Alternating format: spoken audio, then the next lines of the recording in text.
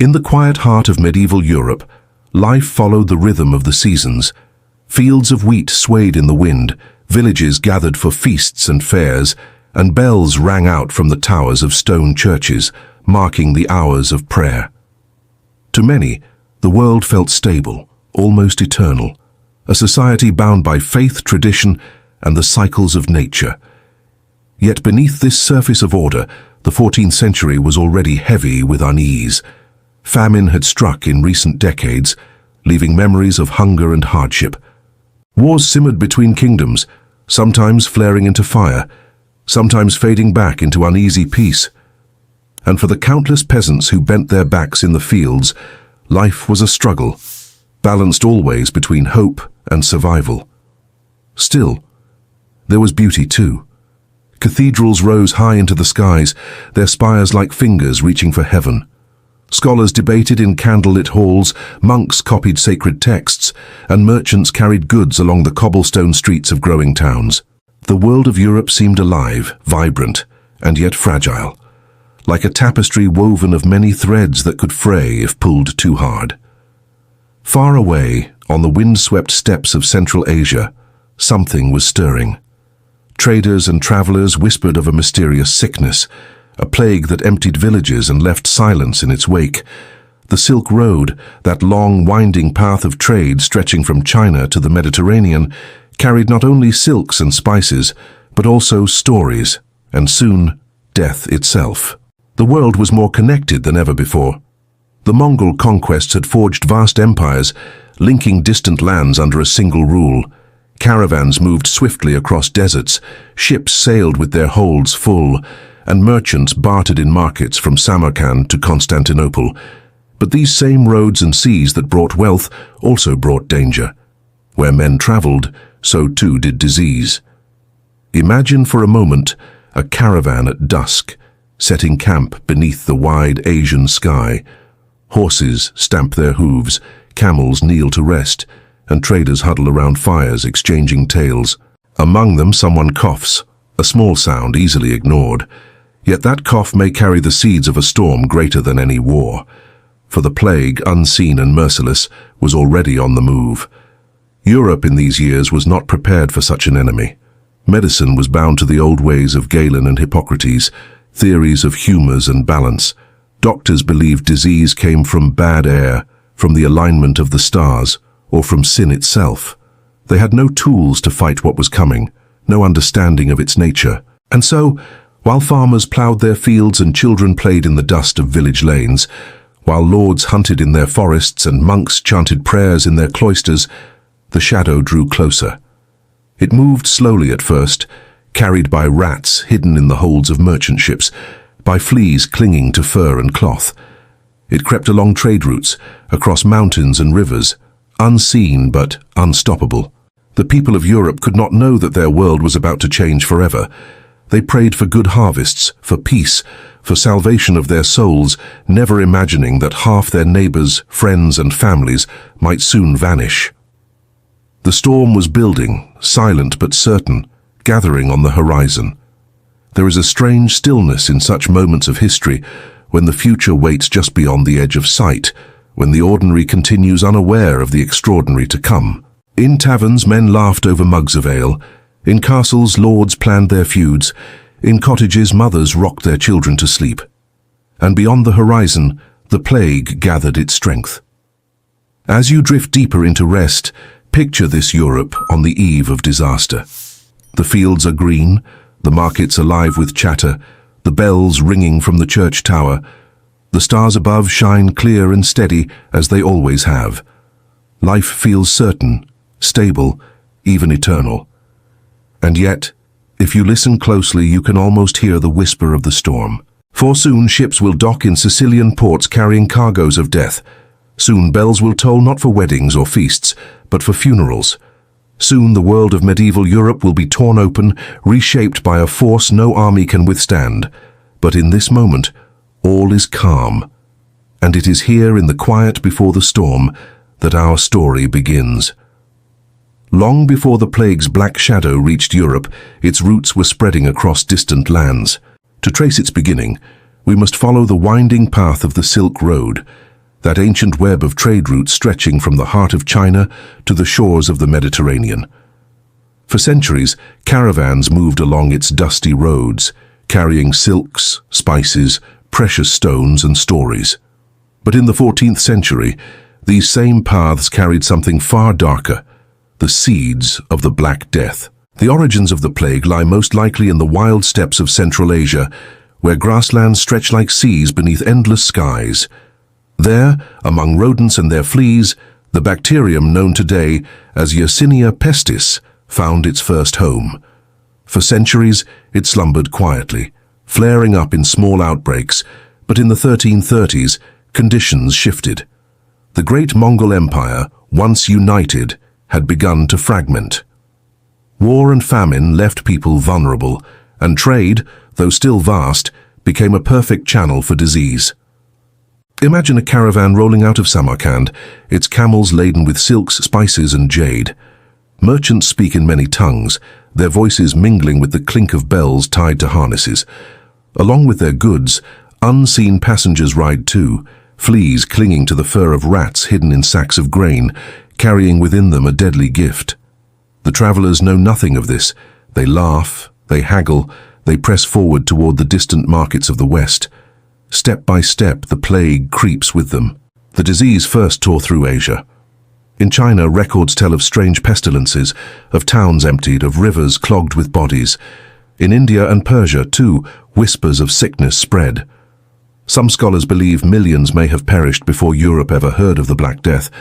It was as though the world beyond the horizon was already burning, while Europe went on in ignorance, ploughing fields, raising cathedrals, and living as though tomorrow would always resemble today.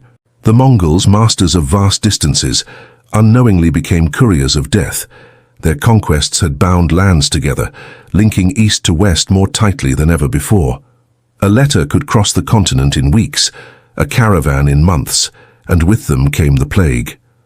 Where once the empire's strength had been its open roads, now those same roads became veins pulsing with invisible poison. By the mid-1340s, the storm had reached the shores of the Black Sea. The great trading cities there, nodes of east and west, became gathering places not only for merchants, but also for the pestilence. The Italian ports of Genoa and Venice had colonies along these coasts, filled with bustling docks, warehouses and narrow streets. These cities thrived on the Silk Road's riches, but they would soon pay dearly for its hidden cost. It is here, in the Black Sea region, that legend places one of the most chilling episodes in the plague's journey, the Siege of Kaffa. In 1346, the Mongol army surrounded this Genoese trading outpost, determined to break its walls. But the plague had already seeped into the Mongol camp. Soldiers sickened, their bodies blackened and swollen, death spreading like wildfire through the ranks. Desperate, the besiegers turned their misfortune into a weapon. Chronicles tell us they hurled plague-ridden corpses over the walls with catapults, sending them crashing into the city's streets. Whether this was truly the first act of biological warfare or simply a tale told in horror, it reveals the terror that the plague inspired. Inside Kaffa, panic spread as fast as the sickness. Ships fled the harbor, their sails catching the wind, and with them, the Black Death sailed westward. From Kaffa, ships carried the disease across the Mediterranean, docking in Constantinople, Alexandria, and Sicily. Rats scurried down gangplanks, fleas bit new hosts, and the chain of death lengthened. Within a year, Europe itself would feel the first sting. As you picture this moment, imagine the caravans snaking across deserts, the sails of ships rising on the horizon, the hum of trade flowing endlessly. No one knew that death itself had joined the travelers, hidden in the smallest of creatures, preparing to change the world. The Silk Road, once a highway of riches, had become the road of ruin. The East had suffered already, unseen by Europe's eyes, but now the storm was no longer distant. It had reached the gates of the Mediterranean, and soon its shadow would fall upon every city, every village, every home. And so as you drift towards sleep, imagine the quiet before Europe's first encounter. The streets of Messina in Sicily, alive with laughter and song, children chasing each other through sunlit markets, ships at anchor swaying gently in the harbor. The air is full of spice, salt, and the promise of trade, Yet on those ships hidden among sacks of grain and bundles of cloth, the Black Death waits. By the next dawn, the storm will break. The Black Sea glimmered beneath the sun, its waves carrying the scent of salt and the cries of gulls. Along its shores stood the bustling city of Kaffa, a Genoese trading outpost perched on the Crimean coast. Narrow streets twisted through its walls, filled with merchants, sailors, and pilgrims from across the known world. Here, goods from Asia met the markets of Europe, silks from China, spices from India, grain from the steppes. Kaffa was a city of mingling tongues and busy docks, and soon it would become the stage for one of the darkest legends of the Middle Ages. In 1346, an army of Mongols and Tatars, commanded by Khan Janibeg, laid siege to the city. For months the attackers circled Kaffa like wolves around a trapped herd. Their tents dotted the plains, their banners fluttered in the wind, and their war cries echoed against the walls. Inside, the Genoese merchants and their allies huddled in fear, but also determination, for the walls of Kaffa were strong and its defenders stubborn. Yet as the siege dragged on, something strange began to happen in the Mongol camp. Soldiers sickened. It began with fevers, with swellings in the groin and armpits, black buboes swelling beneath the skin. Men coughed blood, their bodies covered in dark blotches, and soon they fell one after another until the camp was filled with corpses. The plague had struck. Terror swept through the besiegers. They could not fight an invisible enemy. Their arrows, their swords, their sheer numbers meant nothing against this sickness that consumed them from within. Yet rather than retreat, the Mongols turned their misfortune into a weapon. According to one chilling account, they loaded the rotting bodies of the dead onto catapults and hurled them over the walls of Kaffa.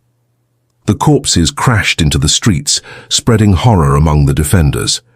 Whether this story is truth or legend, it captures the desperation and the terror of that moment, for death itself had joined the siege.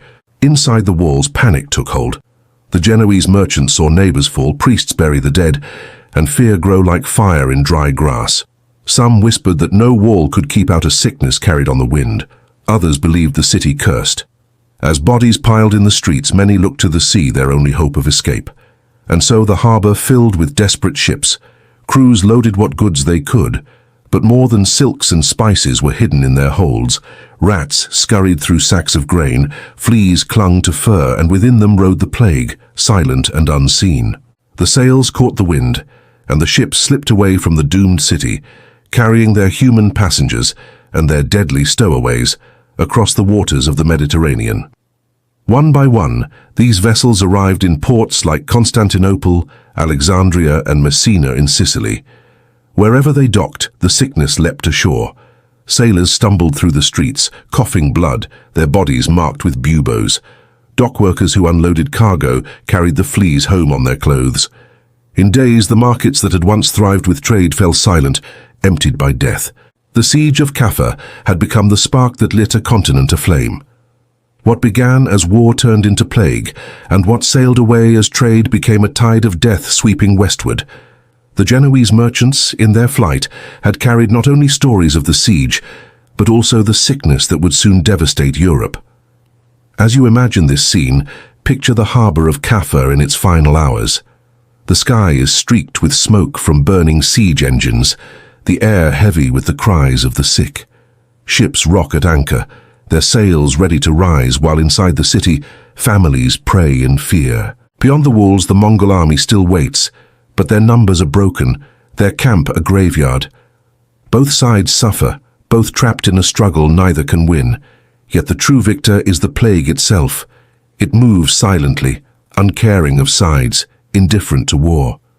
From Kaffa it spreads outward like ripples in water, touching port after port, city after city, until the entire continent feels its reach. In time, the siege would be remembered less for swords and arrows, and more for what followed. The ships that fled, the sickness they carried, and the storm they unleashed upon the world.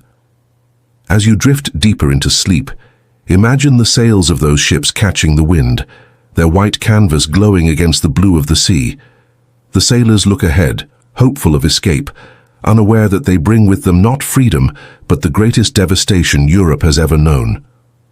The story of the Black Death in Europe does not truly begin in a battlefield or a city square, but here, in the harbour of Kaffa, where desperation took to the sea. The Mediterranean shimmered beneath the autumn sun of 1347, its waves glittering with the promise of trade and travel. Along its shores, cities pulsed with life. Merchants haggled in crowded markets, ships unloaded their wares, and pilgrims filled the narrow streets. To the people of Europe, the sea was a lifeline, a bridge to distant lands.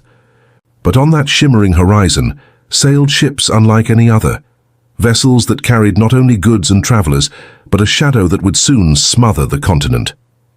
The ships came first to Messina, a bustling Sicilian port. The people of the city gathered to greet them as they always did, eager for news, spices and silks from the east. But when the gangplanks dropped, horror stepped ashore. Sailors stumbled down, their bodies covered in black swellings, their skin blotched and fevered. Some collapsed before they reached the docks, coughing blood, their cries echoing against the stones. The citizens recoiled.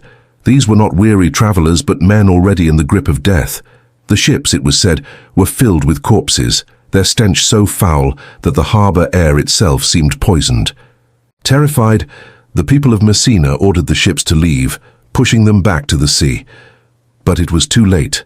The rats had already scurried ashore, fleas clinging to their fur, carrying the unseen enemy with them. Within days, the plague was alive in the city. From Messina, the ships sailed onward, driven away from one port to the next. Wherever they sought refuge, they left only devastation. Marseille, Genoa, Venice, each great city of the Mediterranean, soon felt the shadow fall.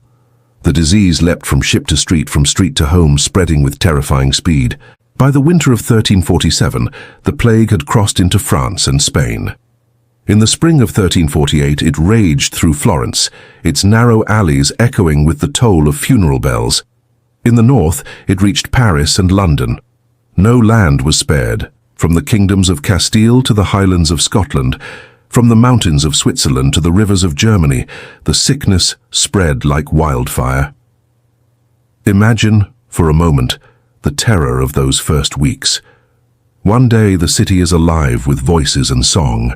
The next, silence spreads. Markets empty. Shops close. Streets that once rang with the laughter of children echo only with the creak of carts bearing the dead. Neighbors fear one another, families scatter, and priests work tirelessly to bless the dying, only to fall sick themselves. It seemed to move faster than any enemy, striking without warning. A traveller might arrive healthy, sit at table, and within days lie in a shallow grave. The invisible plague showed no mercy, no pattern, no pause. For those who witnessed it, it was as if the end of days had arrived, and yet Europe did not stop moving. Refugees fled from city to countryside, carrying the sickness with them. The wealthy closed themselves in estates, but the rats and fleas found them still. Peasants, bound to the soil, had nowhere to run. The sickness touched lord and labourer alike, though its burdens fell heaviest on the poor. By the time the plague had fully swept across the Mediterranean, Europe was in shock. No army had invaded, no fire had swept the land, yet the devastation was greater than any war. Whole towns were emptied, their doors barred, their fields untended. Ships still sailed, but now they carried more fear than hope.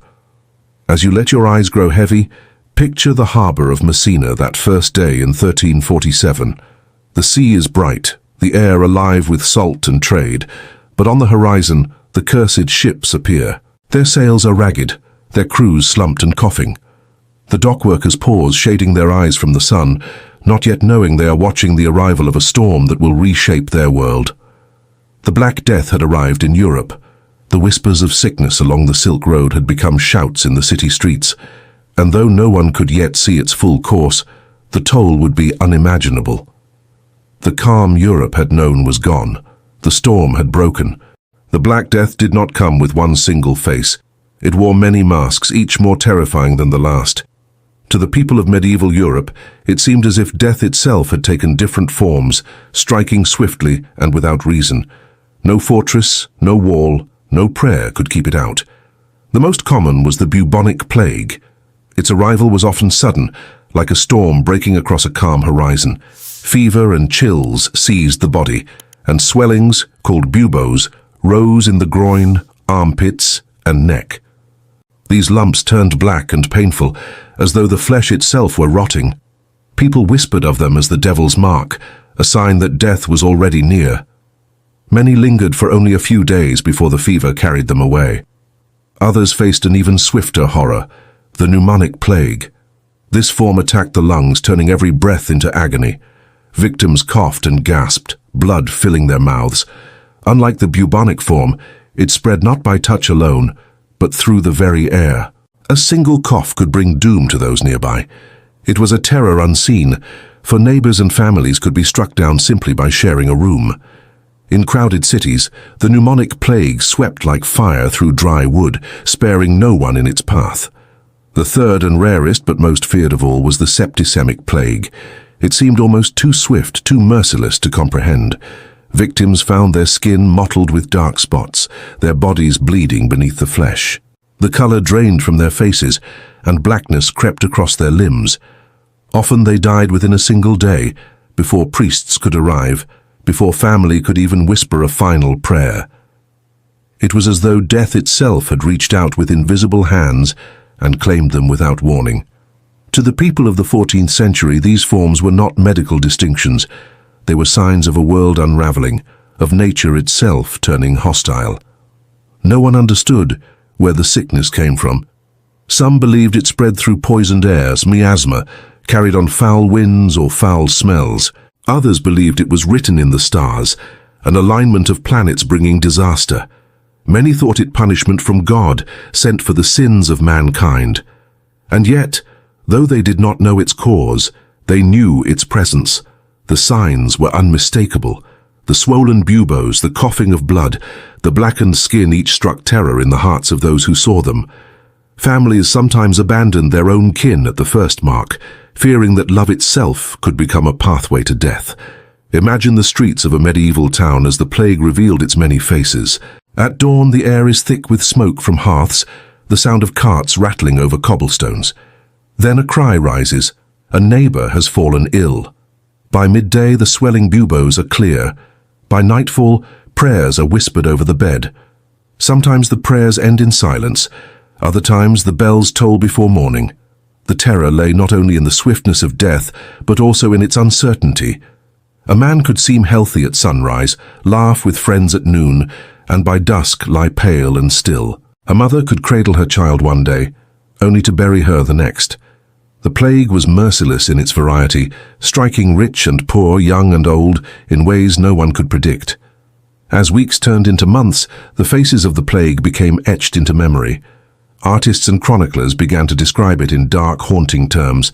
Some drew images of skeletons walking among the living, leading dances of death where kings, peasants, priests and merchants all joined hands, united in their fate. Others spoke of it as a beast, invisible but ravenous, devouring all it touched. But to those who lived through it, it was not myth. It was the sound of coughing in the night. It was the sight of swollen flesh. It was the stench of decay in once lively streets. And it was the fear that, at any moment, death might choose its next face and step silently into their home. As you drift deeper into rest, picture a quiet medieval village under the stars. The fields lie still, the church bell silent for now. Yet in one cottage, a fever burns. A father holds his son, his hand trembling as he feels the heat. In the morning, perhaps the boy will rise laughing and well again, or perhaps he will not. Such was the uncertainty that haunted every home, every street, every heart. The plague had shown itself, threefold and merciless, bubonic, pneumonic, septicemic, each face as cruel as the last. And though its forms differed, its truth was the same. Europe was gripped by a storm it could not yet understand, and the shadows of death were only beginning to fall. The plague spread like wildfire through towns and villages, and with it came something nearly as destructive as the disease itself: fear. It was not the ordinary fear of battle or famine, for those could at least be faced with courage or preparation. This was a fear without borders, without reason, a fear that lived in every breath and touch. It seeped into the hearts of kings and peasants alike, unraveling the bonds that held medieval society together. In the beginning, families tried to care for their sick. Mothers held their children close. Husbands prayed at the sides of their wives. Priests offered blessings to the dying. But as the days turned to weeks and the toll grew heavier, love gave way to terror. Chronicles tell of parents abandoning children and children leaving parents behind. Houses where laughter had once filled the air now fell silent, their doors barred from the outside, their occupants left to perish within. Cities once alive with markets and song began to empty. Streets fell silent, save for the creak of carts bearing the dead. Merchants closed their shops, craftsmen let their tools rust, and the voices of children grew fewer with each passing day. The very rhythm of life was broken. Some fled to the countryside, believing the air of the cities poisoned. Nobles retreated to their estates, peasants ran into the fields, and townspeople carried what they could on their backs, seeking safety in the forests and mountains. But the plague was no respecter of distance. It traveled with them, carried in breath and in the bodies of unseen rats, until even the most remote hamlet found its doors marked with death. Others turned to extremes. Some drank and feasted, convinced the end was near, and that they might as well live in pleasure before the end. Taverns filled with laughter that was edged with desperation. Feasts were held even as the bells tolled. For these, the plague was a reminder not of piety, but of futility. And yet in other corners, people turned inward, toward faith. Pilgrims walked barefoot through the countryside, carrying crosses and chanting prayers. Some whipped themselves in public processions, the flagellants, believing that if they punished their own flesh, they might appease the anger of God and spare the world. Crowds followed them, chanting hymns, their voices echoing through the darkened towns. But often, their hope dissolved into despair, for the plague did not stop. Imagine the chaos of a city like Florence or Paris in the grip of this panic. The streets are quiet, the markets closed, the smell of smoke lingers in the air as fires burn night and day, and attempt to cleanse the poisoned winds. At the corners, men whisper of omens, strange stars in the sky, earthquakes shaking the ground. Priests struggle to comfort the fearful, their own voices faltering as they too fall ill. The plague did not only kill bodies, it broke trust. Neighbors eyed each other with suspicion, afraid that a cough or a touch might bring doom. Communities, once bound by festivals, markets, and marriages, dissolved into fragments. Even the rituals of death, burials, funerals, prayers, and faltered. Graveyards overflowed, and priests could not keep pace with the dead. In many places, bodies were left in pits, covered quickly with earth, the dignity of ceremony abandoned in haste. And yet amid the panic, there were moments of quiet courage. Some nurses and priests stayed, tending the sick, though they knew it meant death. Monks in monasteries cared for one another until entire orders were reduced to a handful of survivors. In villages, neighbors sometimes defied fear and carried food to the ill. These small acts of compassion, fragile though they were, shone like candles in the vast darkness. Still, the greater picture was one of despair. Cities that had thrived for centuries now stood half empty. Bells tolled endlessly, their sounds blending into silence as exhaustion grew. Farmers left their fields, harvests rotted, and famine deepened the misery. In every corner of Europe, the plague was not just a sickness of the body, but a sickness of the spirit. As you drift into rest, picture a once bustling town square now deserted. The fountain stands dry, the stalls are empty, and the windows of the houses are shuttered. Only the wind moves, carrying with it the faint sound of a bell. Inside those houses, fear holds sway. Fear that tomorrow may never come. Fear that every breath may carry death. The panic that gripped Europe was not simply an accident of terror. It was a reflection of how deeply the plague tore at the fabric of daily life. For when death walks invisibly among you, when it cannot be fought with sword or shield, trust begins to crumble, and the world itself feels as though it is ending.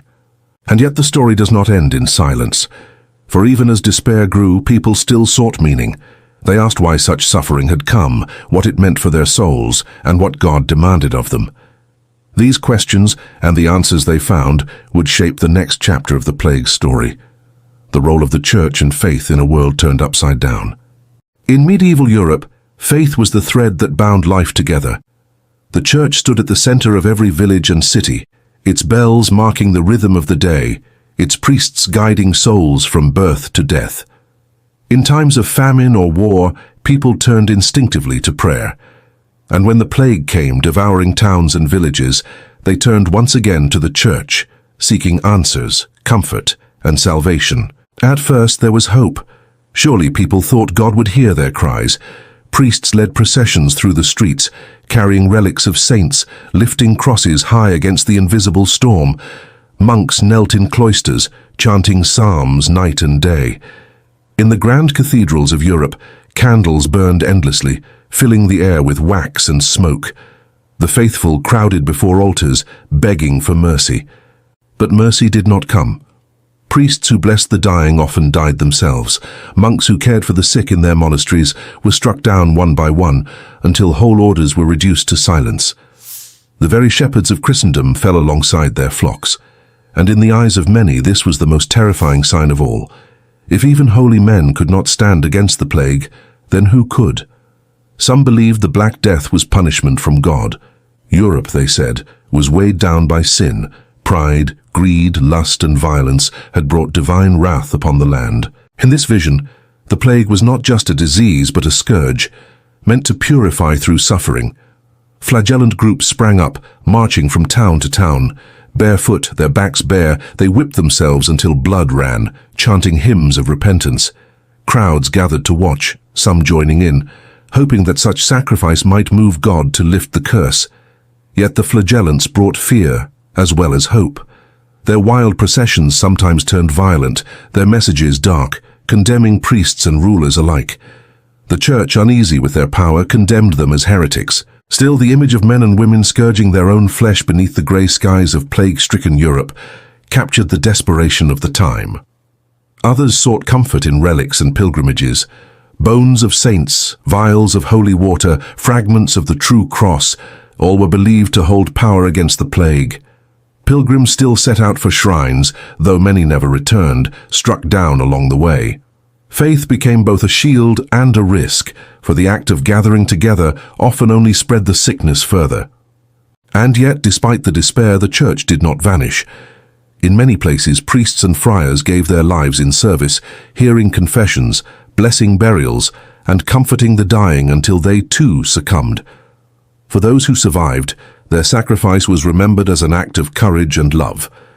In villages, parish priests became symbols of hope, even when their prayers seemed powerless. But the plague also planted seeds of doubt. If God was merciful, why had he allowed such suffering? If prayers and processions failed, what did that say of the church's power? These questions lingered in the minds of many.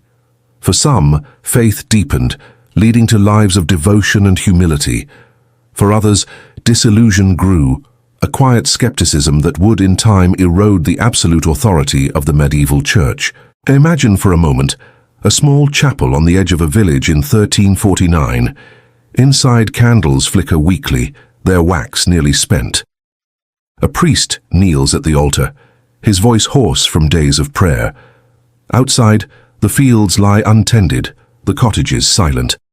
Only a handful of villagers remain, huddled together in fear. They listen to the priest's words, some comforted, others hollow-eyed, wondering if God has turned his face away. The plague had tested not only bodies but also souls.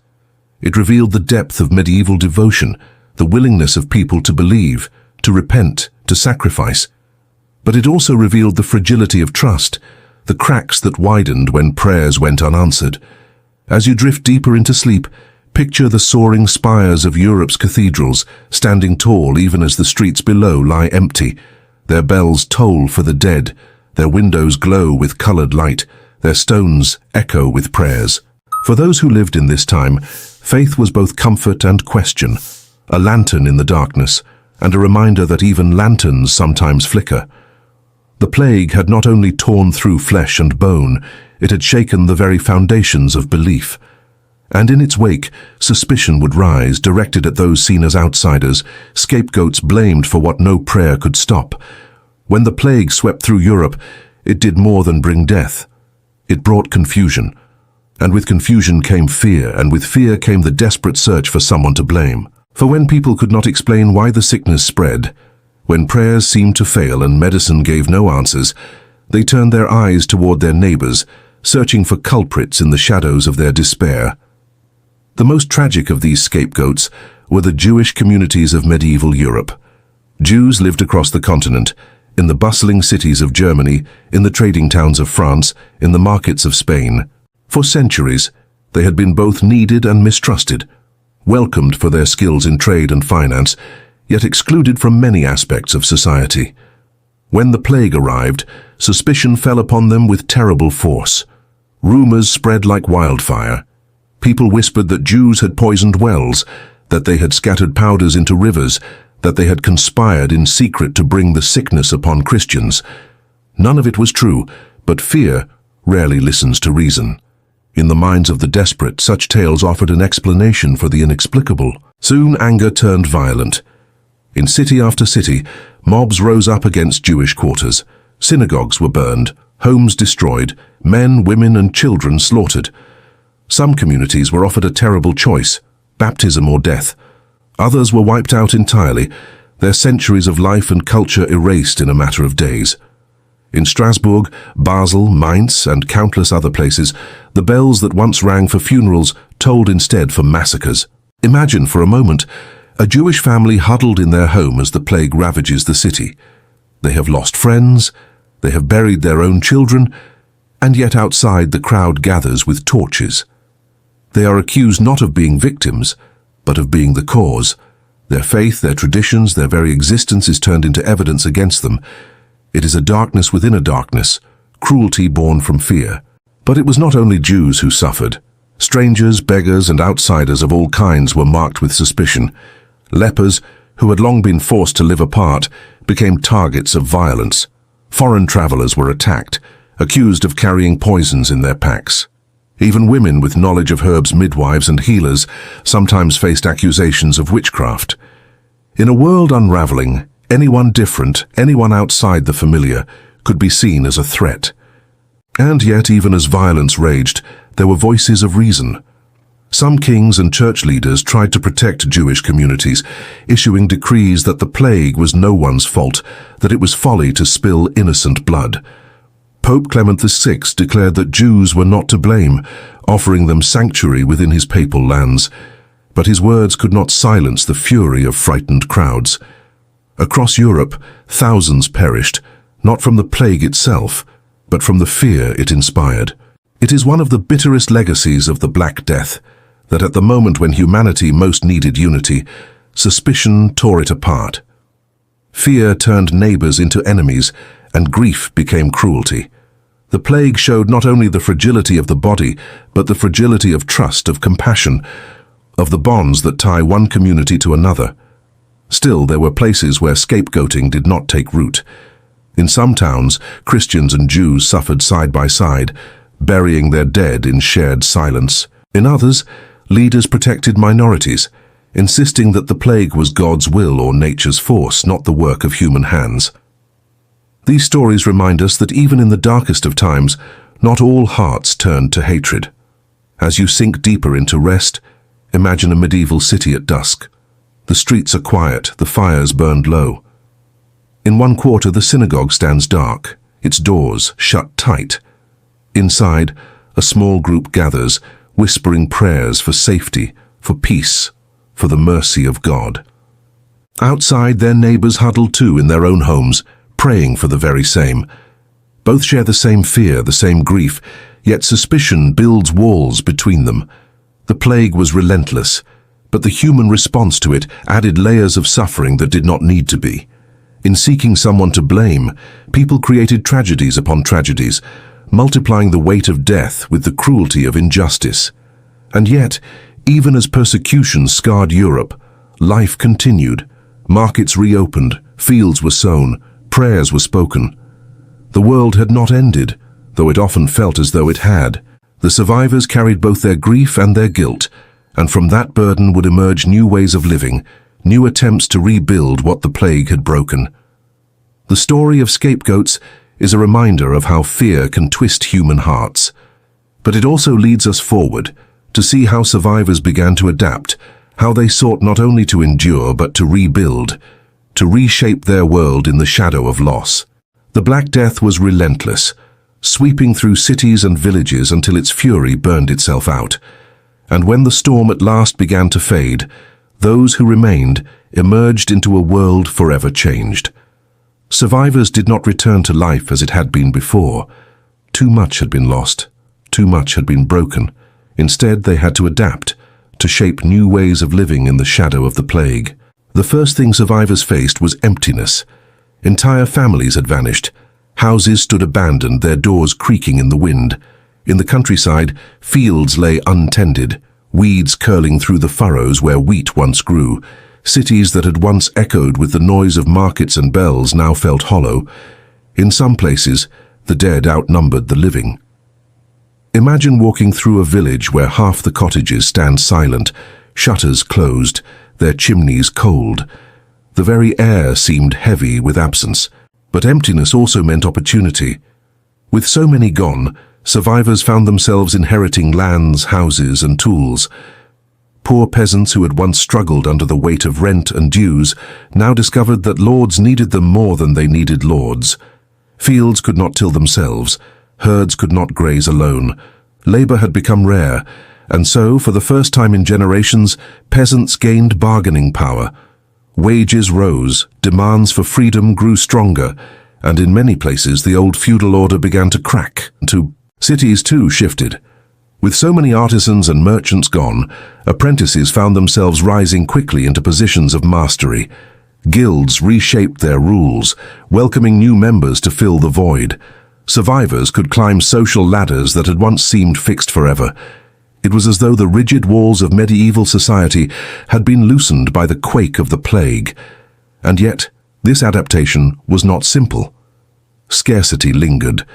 With fewer hands to work, shortages of food and goods stretched on for years. Famine struck again in some regions, layering hardship upon hardship. Survivors carried not only the burden of rebuilding, but also the weight of grief.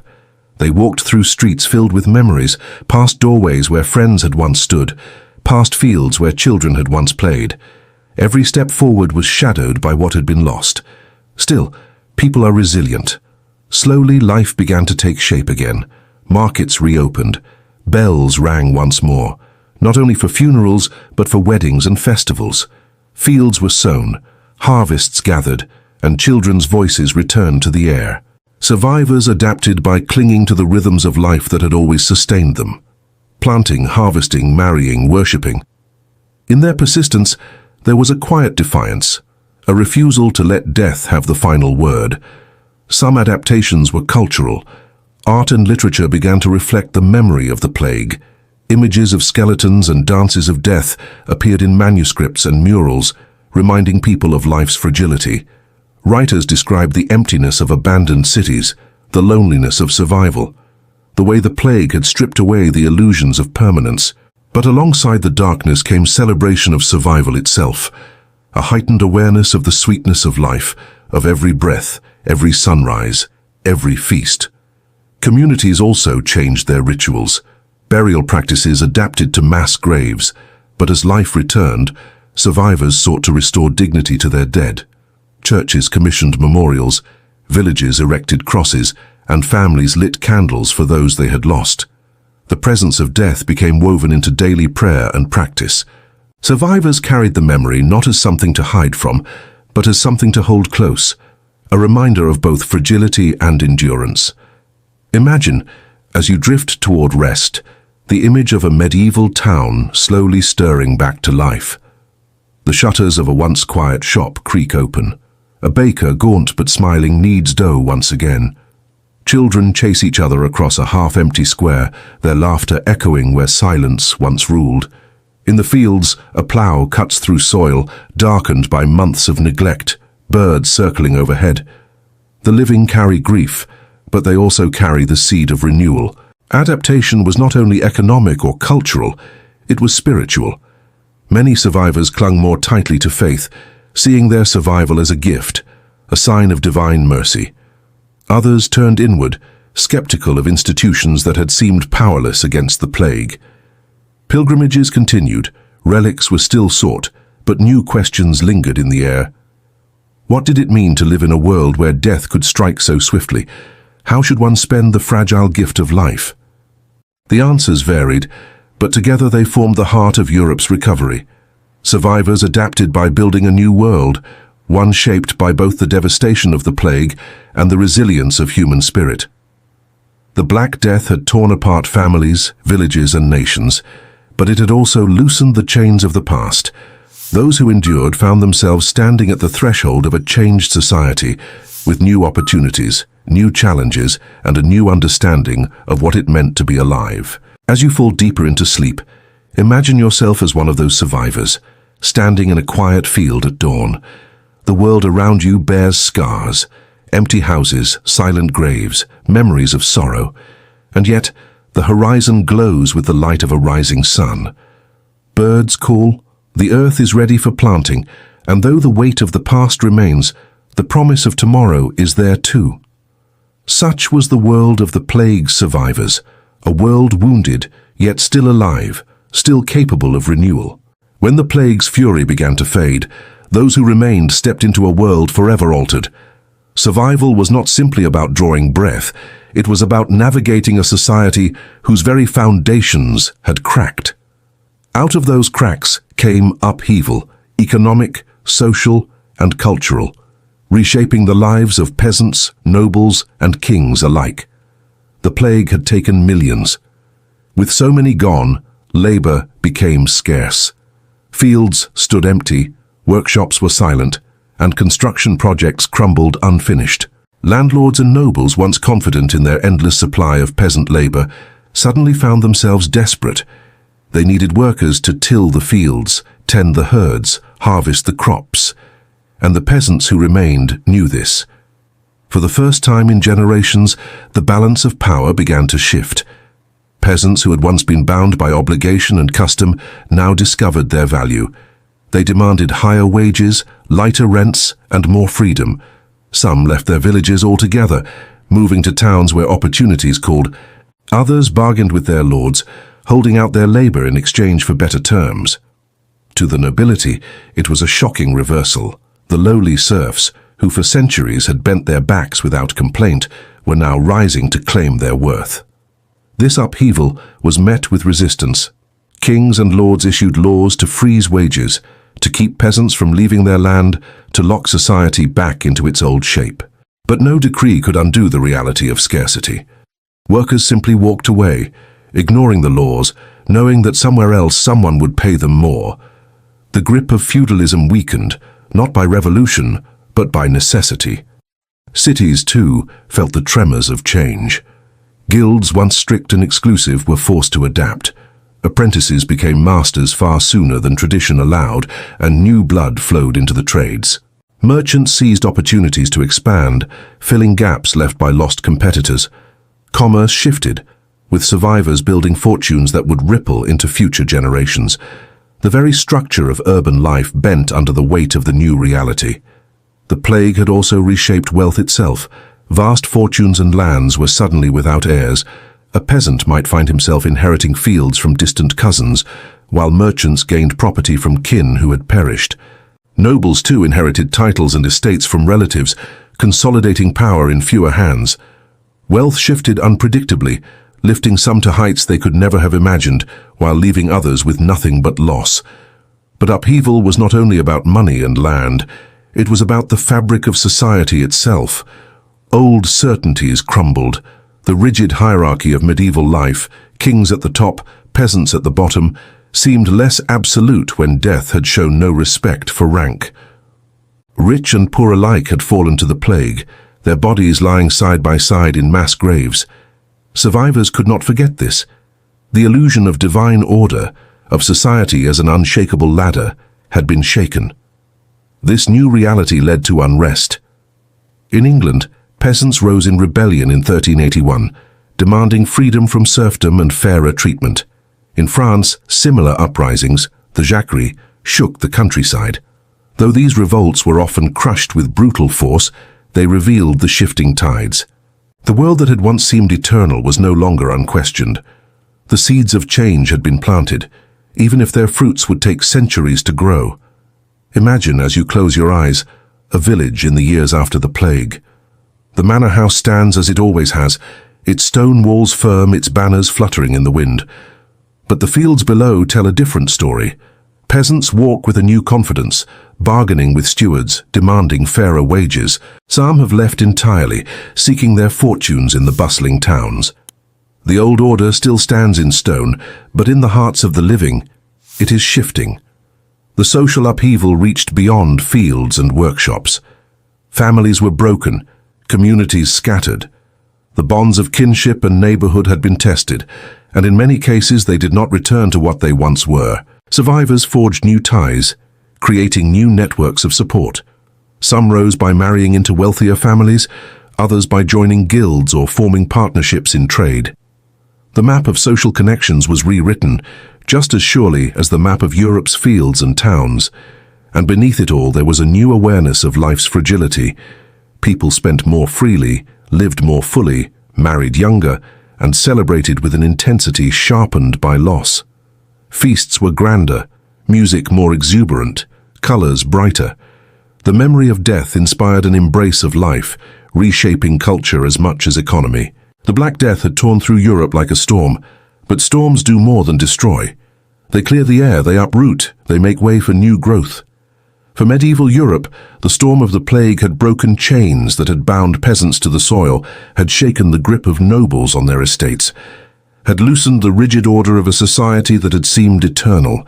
As you drift deeper into sleep, imagine yourself walking through a medieval town reborn in the aftermath. The market square hums again, but differently than before. A young craftsman sets up his own stall, though once he would have been bound to years of apprenticeship. A farmer counts his coins with pride, his wages higher than his father's ever were, and in the manor hall a lord frowns, realizing that power is slipping little by little from his grasp. Economic and social upheaval had reshaped Europe. The plague had taken so much, yet in its wake it forced change, opening cracks in the walls of tradition. Those cracks would widen over time, leading to revolutions, to reformations, to a new world. But for now they were simply the marks of survival, the first steps into a future that would never again look like the past. When the Black Death passed, it left not only empty homes and fields, but also deep scars upon the human imagination. Survivors could not forget what they had seen: the suddenness of death, the silence of whole streets, the sight of loved ones lowered into hurried graves. And so they turned to art and literature to give form to what words alone could not hold. From the ashes of despair rose a new language of symbols, images that captured the fragility of life and the certainty of death.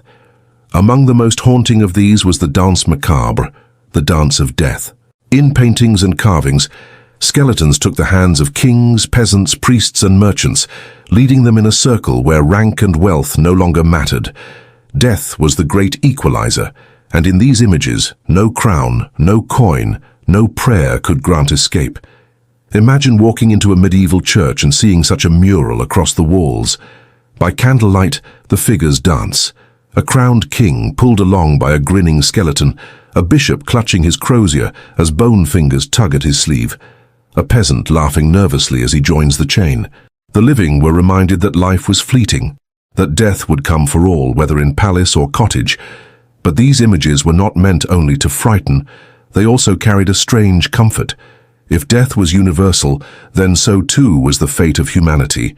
No one suffered alone. The dance of death was a grim but unifying reminder that the living were bound together in their mortality. Literature, too, absorbed the memory of the plague. In Italy, Giovanni Boccaccio wrote The Decameron, a collection of tales told by young nobles who fled Florence to escape the pestilence. His stories were filled with wit, romance, and satire, but they were framed by the silence of the city they had left behind, where bells tolled endlessly for the dead. His work became a mirror of survival, laughter and love flourishing even in the shadow of catastrophe. Elsewhere, chronicles recorded the devastation with stark clarity. Monks and scribes wrote of towns emptied, of bodies piled high, of despair and survival. Their words, copied and preserved, carried the voices of the 14th century into the future. Through them, we hear not only the terror of the moment, but also the determination to bear witness, to ensure that the memory of the Black Death would never be forgotten. Art was not limited to walls or parchment. Music, too, changed. Hymns were written to mourn the dead and to plead for mercy. In monasteries and cathedrals, choirs sang with a gravity shaped by loss. The tones were somber, the melodies heavy, echoing the weight of grief. Yet in those same songs lay hope, the belief that through suffering, souls might find peace, that beyond death lay eternal life. In sculpture and architecture, the memory of the plague appeared in more subtle ways. Tombs became more elaborate, carved not only with images of the dead in life, but also with their decayed forms, reminders of what all flesh must become. Churches raised in the decades after the plague often included imagery of death and judgment, as though to hold in stone the lessons of fragility learned in those terrible years. And yet, amid the somber tones there was also vitality. Survivors longed to celebrate life, to grasp its fleeting joys. Bright colors returned to manuscripts, feasts resumed with greater fervor, festivals grew louder, as though defying death itself. The arts of the late Middle Ages carried both the darkness of memory and the brightness of survival, woven together into a tapestry of resilience. As you drift deeper into rest, imagine a medieval town square in the years after the plague. A painter sets his easel, brushing vivid pigments onto a panel, a skeleton, and a king dancing side by side. Nearby, a storyteller gathers a crowd, weaving a tale of laughter and love beneath the shadow of loss. Musicians play, their notes carrying into the twilight, both mournful and joyous. Life and death stand together, inseparable, shaping the rhythms of the age. The Black Death had not only reshaped economies and societies, it had reshaped the imagination. It forced people to look at life through new eyes, to see beauty in its brevity, to find meaning in suffering, to celebrate even in sorrow. The art and literature that blossomed from this time became a lasting legacy, echoing through centuries, reminding future generations of both the terror and the resilience of those who endured. The dance of death whispered that life was short, but it also urged the living to dance while they could. The tales of Boccaccio reminded readers that even in exile and grief, laughter was possible. The songs of choirs lifted hearts toward hope, even as graves multiplied.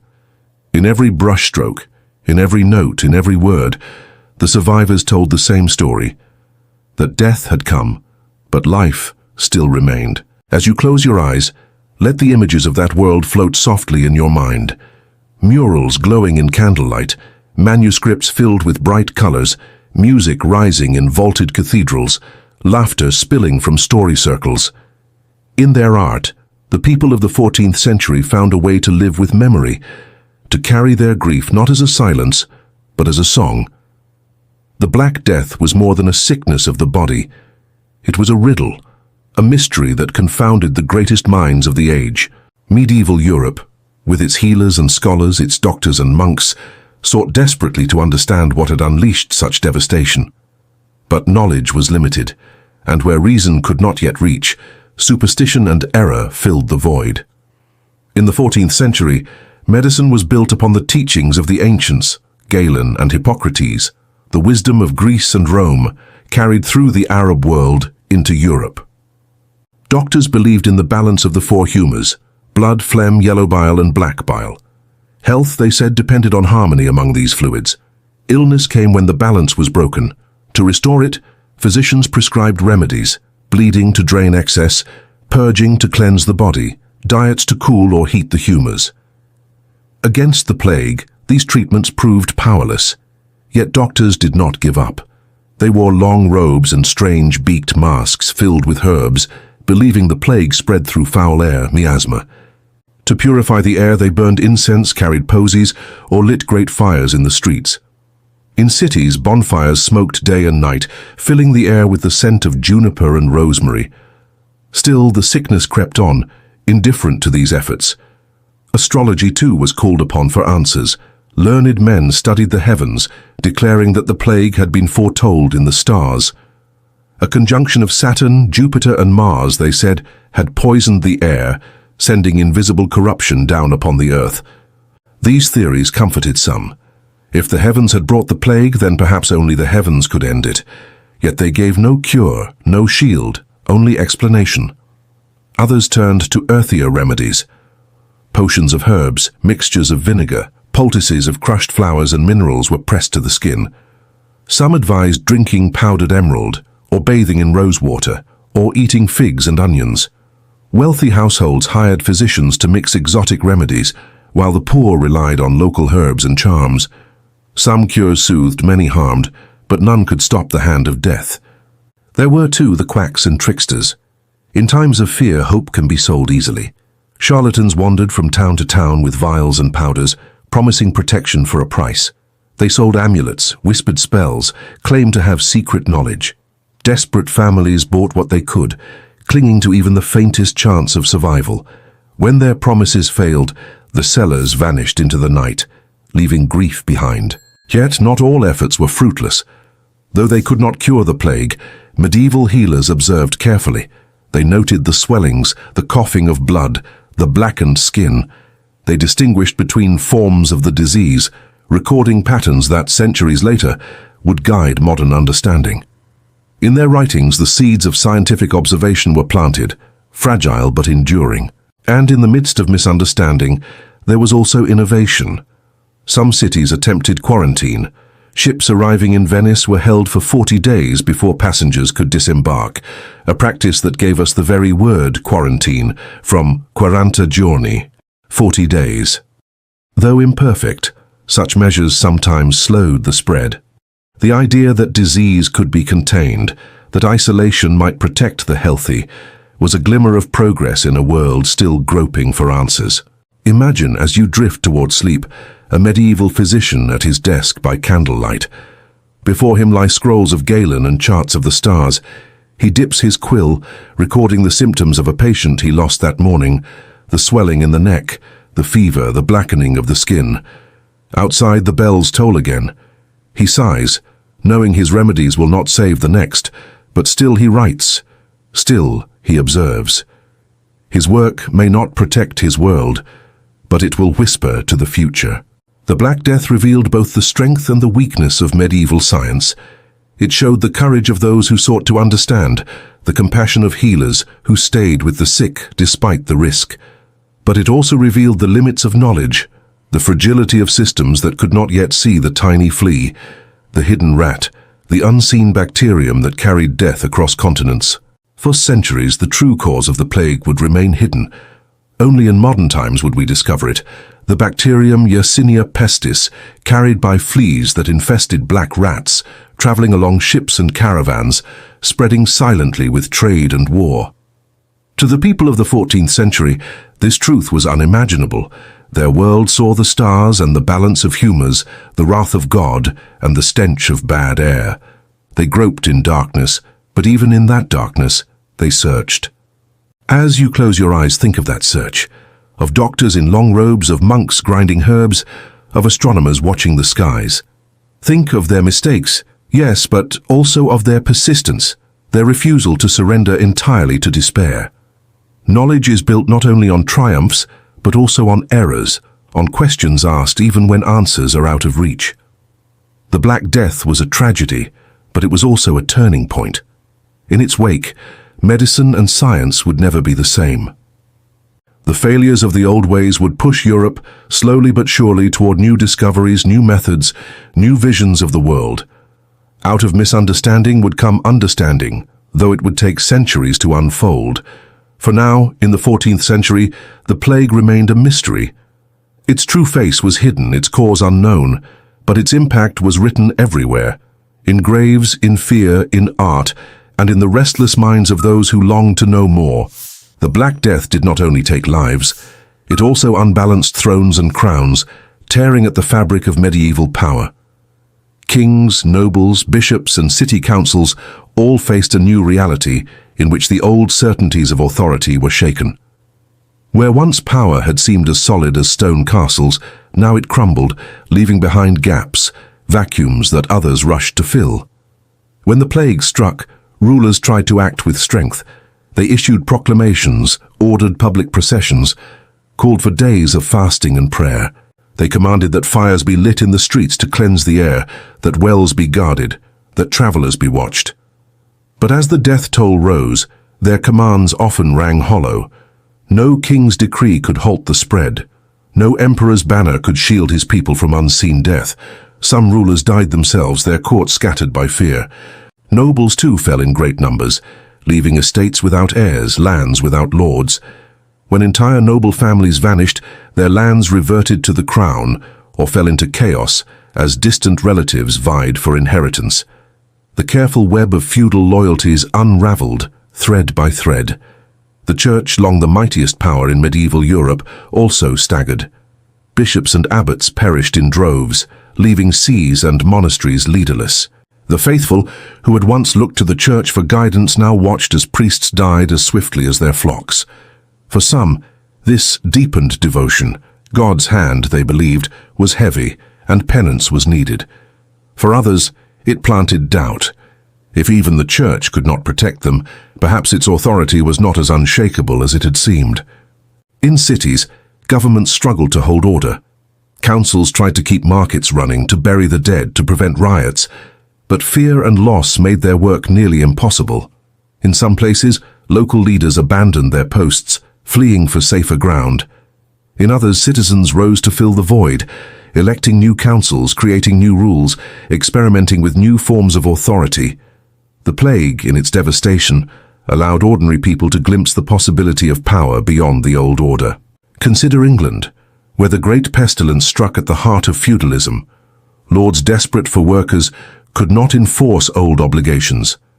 The king's attempts to freeze wages and bind peasants to the land only stirred resentment. Decades later, this tension erupted in the Peasants' Revolt of 1381, when thousands of commoners rose against taxes and oppression, demanding freedom and fairness. Though the revolt was crushed, it marked a shift in the winds of power, a sign that the voice of the common people could no longer be entirely silenced. In France, weakened by both plague and the ongoing 100 Years' War, authority faltered as peasants rioted in the Jacquerie, lashing out against nobles they blamed for their suffering.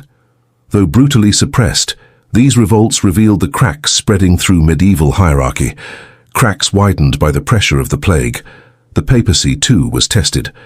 In Avignon, where the popes resided, Pope Clement VI sought to calm the storm, offering sanctuary to Jews, issuing indulgences to the dying, declaring that the dead could be absolved without confession. His words gave comfort to some, but could not undo the deeper erosion of trust. Over time, the plague's memory would fuel the questioning of church authority, setting the stage for reform and reformation in the centuries to come. Imagine, as you close your eyes, a great medieval court in the years after the Black Death. The hall is quieter now, the long tables half empty. The lord who once presided is gone, his lands divided among heirs too young or too weak to command respect. Servants whisper in the corners, peasants outside demand better wages, and emissaries from the crown argue over inheritance. The grandeur of the hall remains, but its power has dimmed. Yet it was not all loss. Some rulers adapted, seizing the opportunities left in the wake of devastation. Kings consolidated lands left without heirs, strengthening their crowns. New families rose from obscurity, climbing into nobility on the back of inheritance and fortune. City-states like Venice and Florence, though scarred, emerged stronger in trade and governance, their merchant leaders stepping into gaps once held by nobles and priests. The Black Death had unbalanced the scales of power, but it had also set them in motion. Old families fell, new powers rose. The rigid structures of the medieval world shifted, paving the way for change that would echo into the Renaissance and beyond. As you drift deeper into sleep, imagine the map of Europe in these years. Borders remain, but within them power ebbs and flows. Thrones stand empty, crowns pass to untested heirs, councils argue in hushed chambers, peasants mutter in the fields. The plague had been more than a sickness. It was a storm that swept through palaces as well as cottages, through cathedrals as well as hovels, through thrones as well as fields. The political shifts it caused would not settle quickly. They would ripple through generations, reshaping kingdoms, questioning authority, planting the seeds of revolts and reformations yet to come. But in the moment, to those who survived, it was simple. The world of power they had known had vanished, and a new, uncertain order was taking its place. When the Black Death loosened its grip, and the great wave of death began to ebb, Europe did not return to what it had been before. Too much had been lost, too much had changed. The plague was not just a catastrophe of the moment, it was a turning point, one of those rare events that reshapes the course of history itself. Its legacy stretched far beyond the 14th century, whispering into the lives of generations to come. The most immediate legacy was in the land itself. Across Europe, fields lay fallow, villages stood deserted, houses crumbled where no hands remained to tend them, yet these scars became opportunities. With fewer mouths to feed, survivors enjoyed more land, more food, more wealth, more. Diets improved, life expectancy for those who lived rose, and for a time the poor found a measure of strength they had never known. The plague had broken the chains of scarcity, if only for those who endured. This shift in wealth and power cracked the ancient order of feudalism. Lords could no longer command obedience as they once had. Peasants demanded wages, freedom, and respect. Though the old bonds of feudal service did not vanish overnight, their decline had begun. In the centuries that followed, Europe would move slowly toward a world less bound by inherited obligation, more open to commerce, to movement, to change. The plague had loosened the soil in which a new society would grow. But the legacy was not only economic, it was also cultural, etched into art, literature, and imagination.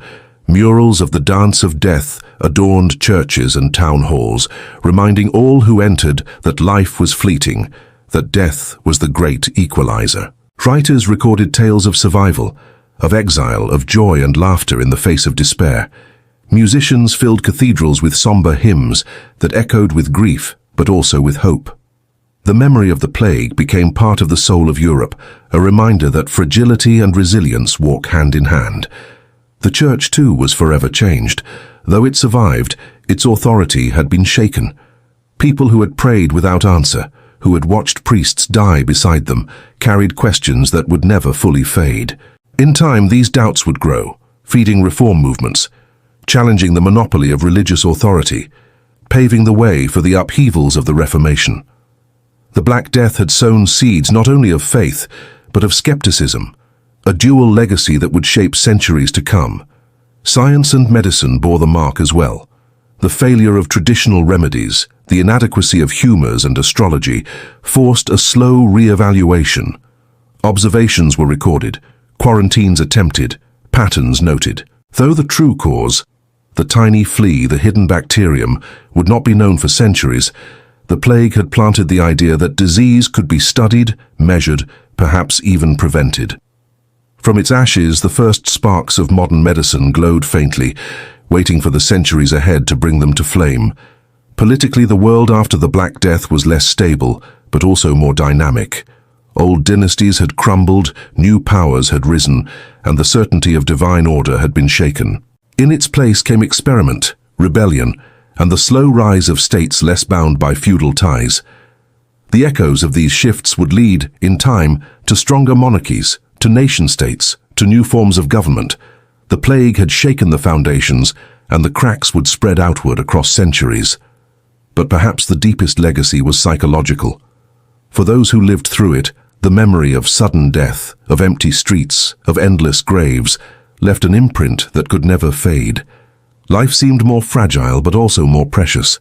People married earlier, celebrated more loudly, clung to joy more fiercely. They built grander homes, commissioned brighter paintings, sang songs with greater abandon. The shadow of death sharpened the light of life. Imagine, as you drift into sleep, standing on a hillside at the close of the 14th century. Below you lies a village, smaller now, quieter, its streets less crowded. But from its cottages rises the smell of bread, the sound of laughter, the glow of candles in windows. In the fields, ploughs cut new furrows, seeds pressed into soil that has known neglect but now promises harvest. Children run in the meadows, their voices carrying into the evening air.